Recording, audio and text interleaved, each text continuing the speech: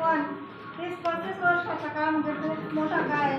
त्यामुळे काही लक्षात राहिलं, काही विसरून गेलं. कारण काल आपण काय भाजी खाल्ली हे आपल्या लक्षात राहत नाही. तेव्हा 30-35 वर्षापूर्वीचं आठवायचं म्हटल्यावर थोडा वेळ लागणारच. पण यातूनही मला जे काही आठवलं ते आठवणीनं उजळा म्हणून मला एक कविता सुचली आणि ती मी स्वतः तयार केली आणि ती तुमच्यापुढे सादर करते. आज पुन्हा एकदा शाळेची घंटा कानावर पडली. आज पुन्हा एकदा शाळेची घंटा कानावर पडली. हिरोडे पाखरे पुन्हा एकदा घरट्यात जमली. हिरोडे पाखरे पुन्हा एकदा घरट्यात जमली. पण आठवणींचा काहीच मेळ बसेना. पहिल्यासारखे इथे तर आता कुणीच दिसेना. खरंच शाळेचे ते दिवस पुन्हा येतील का?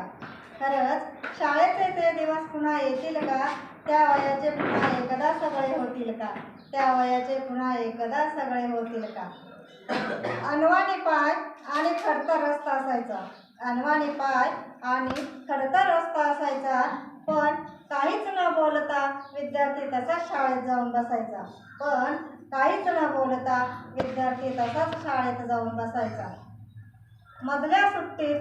मधल्या सुट्टीत डब्बा भाकरीचा खायचो. कुणी नाही आणली तरी त्याला पण थोडी थोडी द्यायचो. खरंच शाळेचे ते दिवस पुन्हा येतील का? त्या वयाचे पुन्हा एकदा सगळे होतील का? आपण गेलो पण शाळा तशीच मनात आहे. जास्त काही आठवत नाही, बेंच मात्र ध्यानात आहे. स्वाध्याय दाखव म्हटलं की म्हणायचं सर वही घरी राहिली.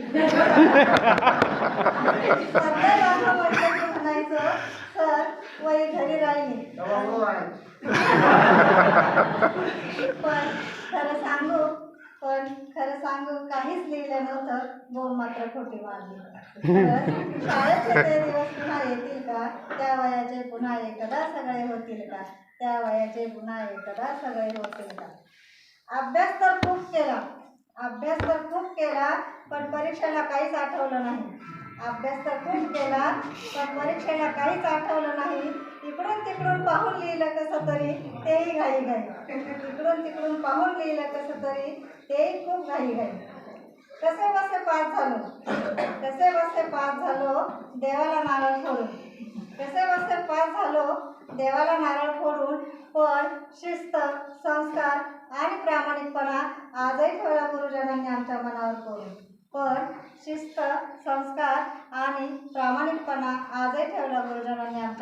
करून. खरंच शाळेचे ते दिवस पुन्हा येतील का? त्या वयाचे पुन्हा एकदा सगळे होतील का?